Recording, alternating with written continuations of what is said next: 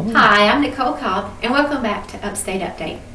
Spartanburg County GOP County Convention was held Tuesday, April 7th at Carolina Country Club. These events are held to shape the GOP for the next 2 years, which is why they are so important. It begins with forming precincts at the precinct reorganization meetings. Then our precincts come together to shape the county GOP, and all the counties will move forward to shape the state GOP. Voting took place on resolutions from precincts, party officer positions, and state delegates.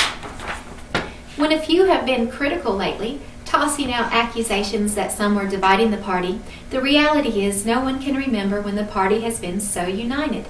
When the vote was tallied, LaDonna Riggs beat Rick Beltram with 77% of the vote to 23% of the vote. A decisive political victory of those margins is almost unheard of. It's nearly impossible to get 77% of people to ever agree on anything. People were obviously ready for new leadership as they voted in a new state executive committeeman, Doug Cobb, a new treasurer, Nick Lane, and a new secretary, Case Chumley. More people want to be involved, and they want their party back and want conservatism back in the GOP.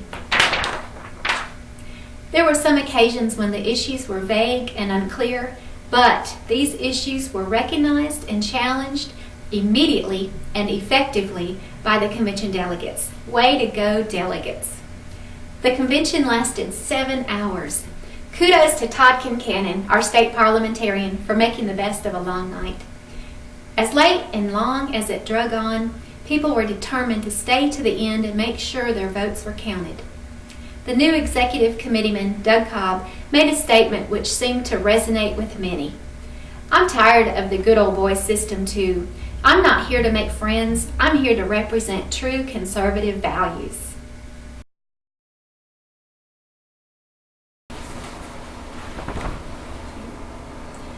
Now that the Spartanburg Republican Party has new leadership, they also need a new home. About a dozen volunteers met at the previous headquarters and placed the belongings of the party in storage late Thursday afternoon until new office space can be secured. Not only does the Spartanburg GOP need office space, but they will need some office furniture and supplies as well. To date, the GOP computer has been withheld from the new leadership, which contains all the Spartanburg County GOP data. If the GOP can secure a couple of PCs, a local consulting group has volunteered to rebuild the database for the party. If you feel like you can assist with any of this, please contact LaDonna Riggs at 864-801-3663 or Doug Cobb at 864-316-5627. Tea parties will be taking place all over the nation, with most occurring on April 15th, which is tax day. We are being taxed at a much higher rate than our forefathers when they began the original revolution in our country. The so-called stimulus package is going to create an even larger tax burden than we already have. We desperately need new tax relief. We need death tax relief. We need to get rid of capital gains taxes. We must lower business taxes so they can afford to do business and hire more people. Our local and federal government must control spending and balance the budget. If you're fed up, this is what the tea parties are for. Some of the tea parties coming to a town near you include on April 15th at Myrtle Beach, noon at Chapin Park, at Columbia, 12:30 at the State House, in Charleston, 5:30 at the Old Customs House. On April 16th, there's a Beacon Tea Party in Spartanburg at 6 p.m. On April 17th, in Greenville at the Bilo Center at 6 p.m. Please come out and show your support. The governor's race is getting pricey. Folks, Mark Sanford is in the last half of his final term, and in just 14 months we will hold primary elections in South Carolina to decide who many of our Republican candidates are going to be, including who gets to run on the Republican ticket for governor. The big questions are, how much does the office of governor cost? And just who is going to buy the office? We think these are legitimate questions, with both Henry McMaster and Gresham Barrett releasing press statements this week which declare they've crossed the $1 million mark in fundraising.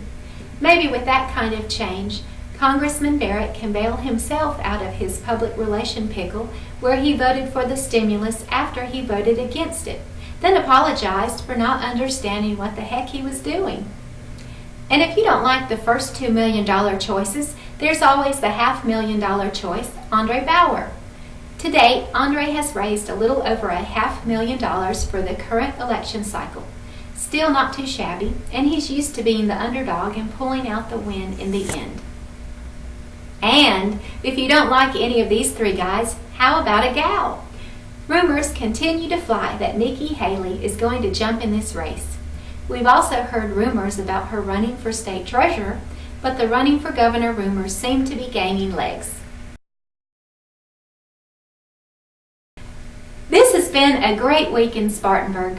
Thank you for watching another issue of Upstate Update.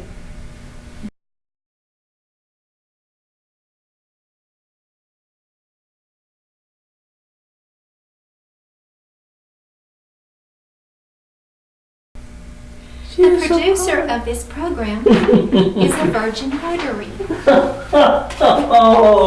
Oh, that's just wrong. That's wrong. I can't help it. I've never notarized.